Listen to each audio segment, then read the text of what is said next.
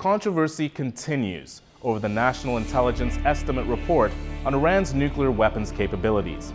It states, "We judge with high confidence that in the fall of 2003, Tehran halted its nuclear weapons program."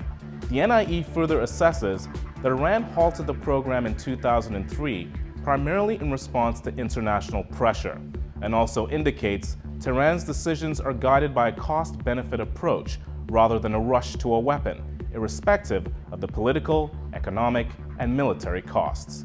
Senior editor Paul Jay talks with Phyllis Bennis, senior analyst at the Institute for Policy Studies in Washington, D.C. Phyllis, the White House reaction to the National Intelligence Estimate document remains more or less what Bush said in his press conference when it was first released, and here's what he said. The non-proliferation treaty doesn't prohibit a country like Iran from having the knowledge to enrich uranium. Are you setting a different standard in this case, a different international obligation on Iran? And is that going to complicate the efforts to keep the pressure on when it comes to sanctions at the United Nations? The problem that most of the world has seen in Iran stems from the fact that they hid their program. That's what the NIE says. The 68 agreement that Iran signed contemplated full transparency and openness. They didn't contemplate a regime that would have a covert nuclear weapons program. All the more reason for the international community to continue to work together. You know, somebody hid their program once, they could hide it again. So Bush's reaction fundamentally is that this NIE estimate kind of helps his cause. Even though there may not be a secret weapons program now, there always could be. So what do you make of the White House reaction, and what do you make of the way this debate's unfolding? Well, on the political level, the White House has very little options beyond this claiming that it's all possible because of their earlier policy. They're taking the position that only because of the sanctions, because of the pressure, did Iran stop its nuclear program in the first place. We should keep in mind, Paul, we've still seen no evidence that there ever was a nuclear weapons program. This is simply asserted in the NIE document, in the National Intelligence Estimate document. And in fact, you'd think if there was such evidence, it would have been turned over to the IAEA, to al-Baradei, and as far as we know, no such evidence has ever been given to him. Well, exactly, and in fact, Mohammad al-Baradei, the director of the IAEA, who won the Nobel Peace Prize last year, partly in response for being serious and refusing to cave in to U.S. pressure, has said very directly the key words, no evidence. There is no evidence that he has seen that there is a nuclear weapons program. Or was. He does say, we don't have all the information. Iran is coming forward, but a little more slowly than we would like. They're not fully transparent yet. But there is no evidence. So now, you would think if the intelligence agencies that produced this document had such evidence, they would have turned it over to him, and he would have been obligated to verify it and react to it. Absolutely. It is one of the obligations of all signatories to the Non-Proliferation Treaty, which includes both Iran and the United States, to cooperate with the IAEA. So if there was this kind of evidence and it was not turned over, it really goes to the question of what is the U.S. hiding it for?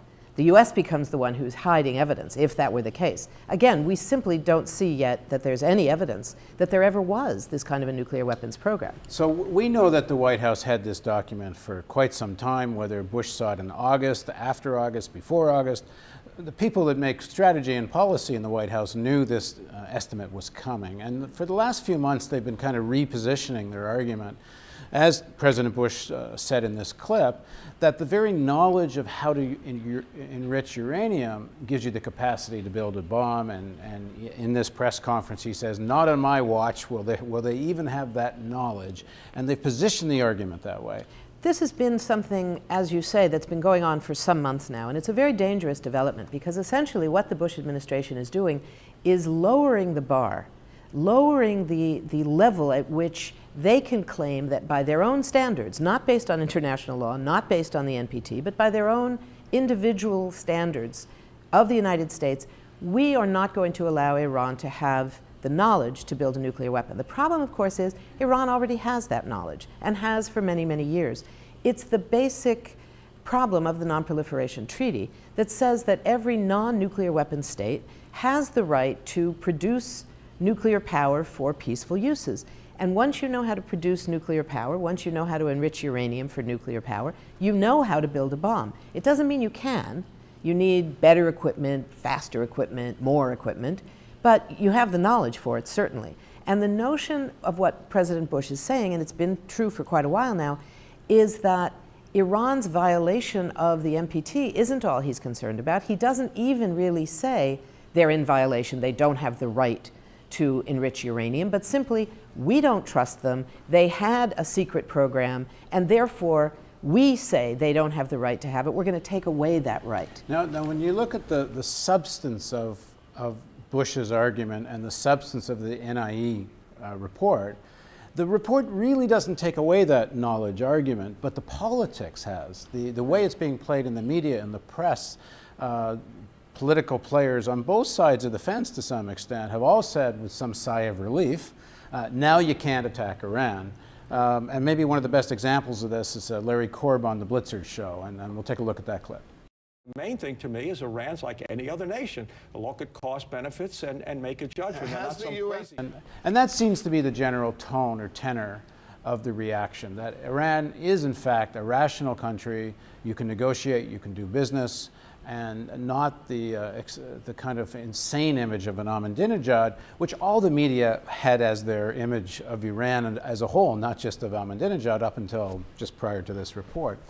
What does all this represent? Well, on the media level, I think clearly we're looking at a long-standing history in the United States that certainly began in Iran with the overthrow of the Shah of Iran, the US's guy, who we should remember, he was the one who started Iran's nuclear weapons program. Weapons, not nuclear power. Pointed out in that interview, it was the mullahs that stopped it. Exactly. Then restarted After again. 1979, restarted it again when Iraq emerged as a major threat, when Iraq invaded Iran. And again, they say restarted again because we still don't know it. We still don't know. They say that's when it happened. If it did, it was probably based on the fear of Iraq, which was at that time backed by the United States and was a very powerful country. But on the question of the media, we saw right from the beginning of the overthrow of the Shah of Iran, the emergence of the Ayatollah Khomeini as the leader of the opposition and what became the Islamic Republic, this kind of demonization of Islam, of Iran, of the individuals. You remember back in 1979, 1980s, all of the T-shirts with targets with Khomeini's face on it. That's been transferred very easily to Ahmadinejad. And the idea is they represent evil. It's not just that they're not responsible nations. This cuts into that. The IAEA reports have always said that, and the NIE now, the National Intelligence Estimate of the US intelligence agencies, now confirms what we've all been saying all along. Iran makes its decisions on a rational basis like almost all other countries. I would say perhaps my country, the United States, might be the exception these days. It doesn't seem that we're behaving in such a rational way. But most countries make their decisions about nuclear weapons, about going to war, on a rational cost basis analysis. And anyone that knew Iran knew this to be the case. Absolutely. And maybe the real issue to emerge, or at least one of the issues to emerge, is the horrible role of the mainstream media on this issue, who for the last 6 months have been helping the White House create the atmosphere for a military attack, completely buying into all the nuclear assumptions. Well, I think now all of a sudden they can do a flight. Yeah, it's been a big problem. I don't think it was quite as bad this time around as we saw in the run-up to the Iraq War. I think this time even some of the media realized that they were going to be accused in the same way that the intelligence agencies were much more careful this time around. They were not willing to be as pressured.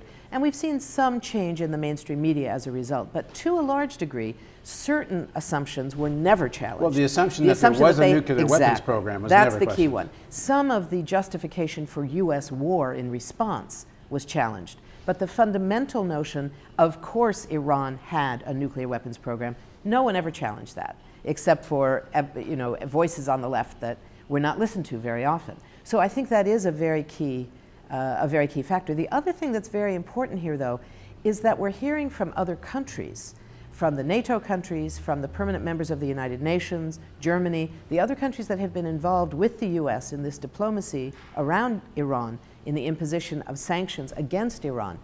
Many of these governments are now saying, well, this is sort of a relief that Iran apparently doesn't have an active program, but we're not so sure it changes the policy. The NATO High Command made a decision just a couple of days ago saying that going ahead with extreme escalation of sanctions is appropriate. So the fact that that realistic governments are looking at this and saying, well, this doesn't have to change anything, is very worrying, because what that says is they're responding to the political pressure of the Bush administration and not the kind of rational decision making that the NIE says Iran engages in.